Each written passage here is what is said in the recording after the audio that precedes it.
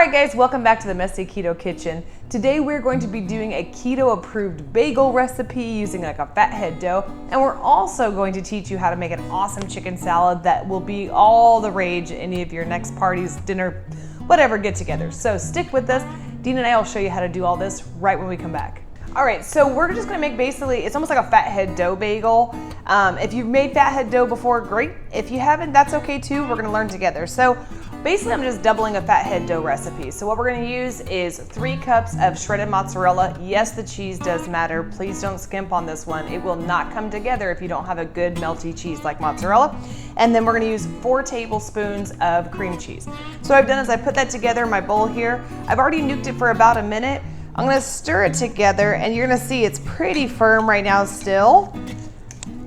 But I'm gonna throw it back in for another minute and we'll be right back. So while this is going, I mean, you guys have a chance to subscribe to the channel. I mean, you're not doing anything else but waiting for something to microwave. So just go ahead and just click on that button below. A minute's a long time. All right, so now we've got it out after our second minute and you can see it's really nice and melted together. So we're just gonna give it it's making a lot of noise too. So we're just gonna give it a good stir to make sure the 2 cheeses get incorporated together. Again, that's mozzarella and cream cheese. I buy my mozzarella and my cream cheese both at Costco because obviously they have them in bulk, it's less expensive, and I use it a lot. So if you don't have a Costco membership, you should get one. But you can obviously get mozzarella and cream cheese at any of your local grocery stores. Okay, so in the end, it's gonna look like this awesome thing of cheese. And to that, I'm going to add, it's 1.5 cups of almond flour. Make sure you're using a good almond flour and not some stuff that you find in a back alley, okay? Quality counts. Also, you can get the almond flour at Costco much, much cheaper there. I believe 3 pounds of almond flour there is $11. And a lot of places, pretty sure it's like less than a pound for $9. So this part here, you're gonna see it kind of starts to put together, it kind of looks like a dough. It's gonna be a little hard to work through, so don't, just be patient. It's gonna be all right. If you find your dough is it's a little bit too hard to work through, you can throw it back in the microwave for like 20-second increments just so you have, it's workable. But you can also look at it as a nice workout. My biceps and my triceps are getting totally swole right now. You guys can't see it, it's happening, I promise. So I get it pretty mixed up like this. It's not all the way incorporated yet, but there's a purpose, there's a method to my madness. I leave a little bit of that in there, and then I'm gonna take 2 eggs. You don't have to crack them fancy, my husband does. I'm not super fancy.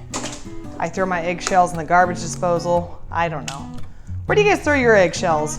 I've seen people put them back in the carton. Actually, I think we used to do that at one point too, when we used to actually buy cartons of eggs, but we buy our eggs at Costco, so it doesn't come in a carton anymore. So this part you really do have to have a little bit more patience for, because as this mixes together, you're obviously getting a bit more like ooey gooey from the egg, but just be patient, guys. It's gonna be super dope. We're gonna have some dope bagels. You guys like my singing? I've never had a lesson before. This is like all natural talent. Yeah, no, I know, it's really good. Dean's super impressed. You guys should hear Dean sing. Super good. Okay, so mash, mash, mash. And again, you're gonna see it's still a little bit slimy. That's okay. I want that for this particular instance. So the game changer in this one is that we're gonna add a little xanthan gum. It's a fun word to say. So to this, I'm gonna add about 3/4 of a teaspoon of xanthan gum. This is gonna make it a little bit chewier because a fathead dough kind of falls a little flat sometimes. This is gonna make it a little bit more like a good bagel texture. So about 3/4 of a teaspoon. This will definitely make it a little bit harder to work through. So again, you gotta be patient, guys, but this is what's gonna make those good, chewy, yummy bagels. I've tried a lot of things over the last couple of years, to like enhance the fathead dough, and xanthan gum is like pretty much the best way to go because it gives it a thickness. I don't know, it's very versatile, I guess. It just makes it a lot more easy to do more versatile things. I remember making cinnamon rolls with fathead dough, and they came out pretty good, but like the texture was just kind of flat, and I didn't want that. So that's where the xanthan gum is gonna come in. All right, my triceps are on fire. That must mean that it's almost done. And just make sure it's gonna the texture's gonna be kind of like this. So some people, and I've done this a couple of times, they'll throw another 20 seconds in the microwave on this, and I'm gonna do the same thing. It just helps make sure that it's super incorporated. All right, so now it's out. Our last little turn in the microwave, and it's a much more cohesive dough. So you can see this looks just like a regular dough. It's gonna be a little bit stickier than a regular dough might be. but that's okay. So, all right, so that's kind of what we're looking at there. It looks pretty good, nice and cheesy, but also very malleable. Is that the word I want to use? Sure, malleable. I don't know, look it up, maybe it's a word. All right, so what you're gonna wanna do, because this is a bit of a stickier dough, is you're gonna lube your hands up. You can use a cooking spray, you could use olive oil. I'm just gonna use cooking spray. All right, so you're gonna take your baking sheet here. Make sure you've preheated your oven to 425. My Space Case brain remembered to preheat the oven, but forgot to tell you guys about it. So do this on your hands. And this is gonna make about 6 bagels, just depending on the size that you like. So you're gonna pull it out like so, make a little snake out of it. You really don't have to be super fancy. For me, for bagels, I kinda like something a little bit with like the hole not being too, I don't know, too pronounced, I guess, because I don't want the toppings that I'm gonna put into it to fall through. So, but it's up to you, dealer's choice. So make sure that your bagels are pretty similar in size though. That way they cook evenly. So just a little this. Again, you might be fancier with how you shape them. That's okay too, guys. There's no wrong or right way, I don't think. Somebody's probably gonna argue with me on that one, but that's okay. Just make sure that they're all kind of even all the way around too. There we go. Yeah, you don't want one side cooking faster than the other either.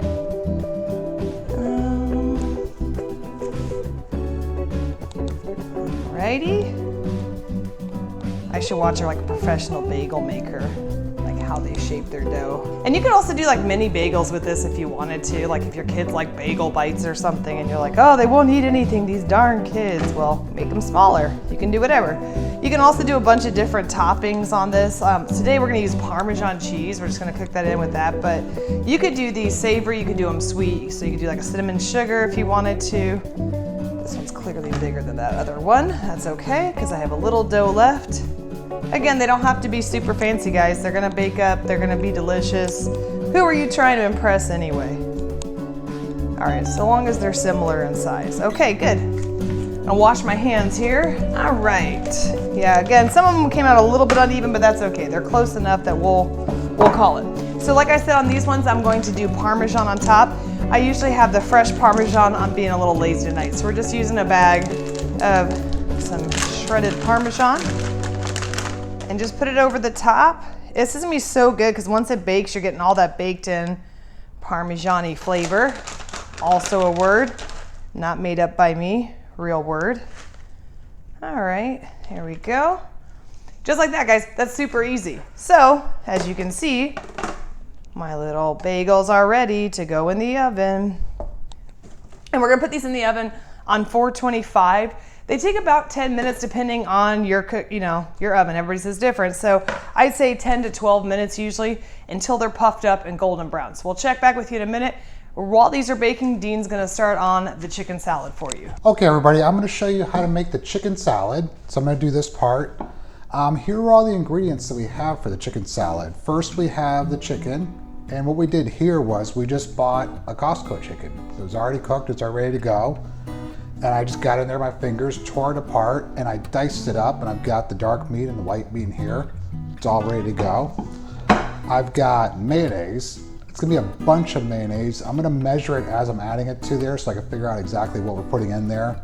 But all these are gonna be roundabout measurements, because the fact is you're not always gonna have the same exact size chicken that we got. You're not gonna have the same size apple, onion, etc. You see where I'm going with this? I've got half of an onion diced up. This is, I'd say, a medium-sized onion. I've got a Granny Smith apple that I've diced up here. And I've got tarragon. And I've got about a half a cup of almonds. Now I may not use all of these, we're gonna see how this goes, but these are sliced up, and almonds, they don't have a lot of carbs, so it's a real good item to use, and it's not too expensive. The apple is a Granny Smith, so it's not a very sweet apple. And I know when you're on keto, you don't get to use a lot of fruit, so it's a good way to get your fruit in, and it's just a tiny amount compared to the whole, so it's not gonna be a ton of carbs overall. Let's get started. We've got our bowl here. I'm gonna go ahead and add the chicken to it.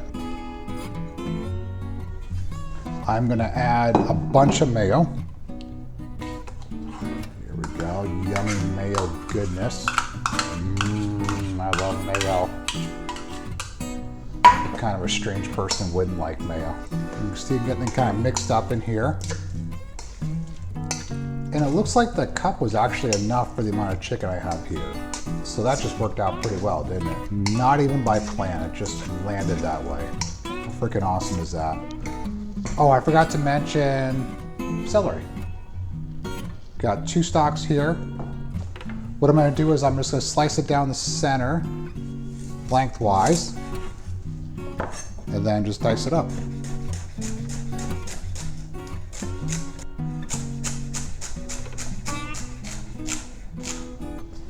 And one more. Down the center. Nice and easy. And I'll start adding these to the bowl. And mixing them up as I go along so you don't get a big clump of them in one spot that just tastes like one ingredient. That won't be yummy. A little more.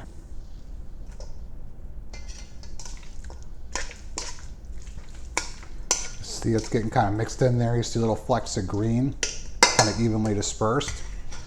Now we're gonna add some of the onion. Now we want the onion flavor, but we don't want it to just taste just like onion. Onion should be an ingredient, not a main dish. It's really more about the chicken and the combination of the mayo and the chicken and the tartness of the apples and all that good stuff. So I'm gonna start with that, and that was about half of my half onion, so we'll say 1/4 of an onion. Now I'm gonna throw in about a tablespoon of the sliced onions. I'm sorry, sliced almonds, not onions. Weird looking onions. And as I'm mixing them up, I could see that it doesn't really look like enough to me. So I'm gonna add another tablespoon. I'm gonna add, let's see, I'm gonna add about 1/3 of that Granny Smith apple to start off. Now, like I was saying before, we can't really get exact measurements because an apple's not a standard size, an onion's not a standard size, and neither is a chicken. They're all gonna be different. But we're gonna taste it as we go along and see what we need. And you can see it's kind of coming together here.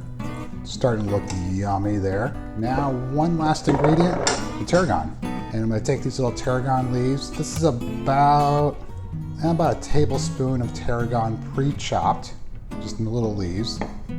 We're getting close here so you can see this. We're really just rough chopping it here. You really don't want to get in there with your fingers, just chop it up. Scrape it off your knife. And you can start to smell that kind of licorice type smell coming out there. Tarragon is delicious. And this is really what sets this apart from most other chicken salad recipes that you'll see. People will taste this and they won't quite be able to put their finger on it, but they'll notice there's something a little bit better about the one you make them. And let's add a little more. And I'm gonna take a look at the bagels and see how they're doing. I'm starting to be able to smell them. Smell delicious. They're brown on the top and not quite ready. And a little bit of salt. I'm using a pink sea salt, the Himalayan sea salt. We're not gonna add a ton of salt, we're just gonna add just enough just to make it pop. And let's get another spoon, give it a taste. Try to get a bite that has a little bit of everything in it so you really get a gauge of how it's gonna taste. It's really good. I'm gonna put in just a little bit more mayo. 1, 2, call that 3 teaspoons, or tablespoons rather. Mix that up. And the reason I'm adding more mayo is because with the extra ingredients I have in there, it's not really gelling together. The mayo's gonna kind of combine everything. And I think it could use a little bit more almonds. So now we're up to about 3 tablespoons of almonds, approximately. And maybe a little more tarragon. I like tarragon. There you have it, folks. You have the best chicken salad in the whole world, and I based that on completely nothing. Enjoy.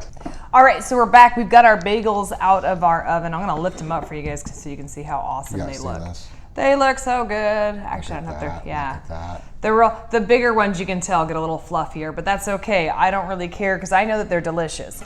So with these particular ones, we're just gonna take our little turner here and pull them off. Because we're doing the chicken salad and these things have a nice little recess in them, we're not gonna cut them in half, but you absolutely can. My only recommendation would be that if you're gonna cut them in half, wait till they're a little cooled down, otherwise they kind of tend to fall apart a little bit. You can toast these bagels, you can do whatever you would do with normal bagels. You can put cream cheese on them. You could eat them with jelly, sugar-free jelly, of course. Oh yeah. Maybe leave the Parmesan off the top if you're gonna do that. So, Dean. Maybe leave it on, that might be good. That might be good, actually. Might be. A little sweet and savory kind of thing, you know. Give it a try, tell us if it's good. Yeah, it might be awesome. Maybe we're onto something.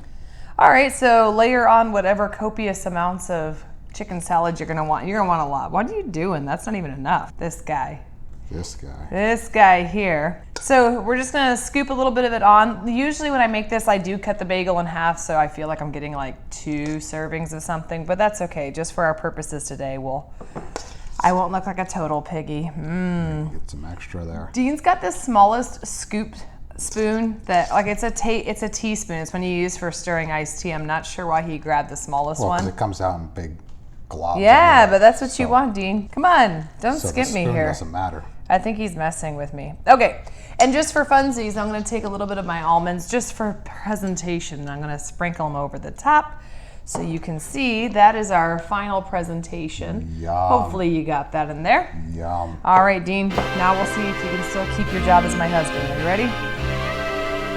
Oh. I'll allow it. That's so good. Really good. And that was code for really good. I have a Dean to, well, I have a Dean to English translator, so They get it. you get it. Guys, these are so good, soft. They have such a good flavor to them. They're very versatile. You could add garlic powder to them if you wanted to. Like I said, you can make them sweet. That was really quick. That total, including all of our setup time and everything like that, was about 25 minutes total, and that was including prepping all this stuff for you guys and putting lights up to do this video. So try it, let us know what you think. Leave your comments below. Also, let us know any other kind of recipes you'd like to see. Anything else the nice people at home should know, Dean? No, I mean, this is gonna do very well in the fridge. We've got extra, but it's gonna be great for other meals. You can put it on a thing of Boston bib lettuce because it has the cup. And just eat it that way if you want to, if you didn't want to do the bagels, or Just straight out of the bowl. I've done that before too. or if you finish the bagels and there's nothing else to hold them. There's all kinds of ways you could do There's a this. lot of ways you can do it, but the bagels are fast, so that's really important. As for the bagels, these can be put after they cool down. I always put them in a Ziploc bag. They can be frozen. I've never made them long enough to like keep them frozen because by the next day they're gone. But Well, and they don't take that long to make, so very quick. why not just make them to, Make them to order. yeah. Everything's fresh today only, you guys. All right, thanks for watching. We will see you again.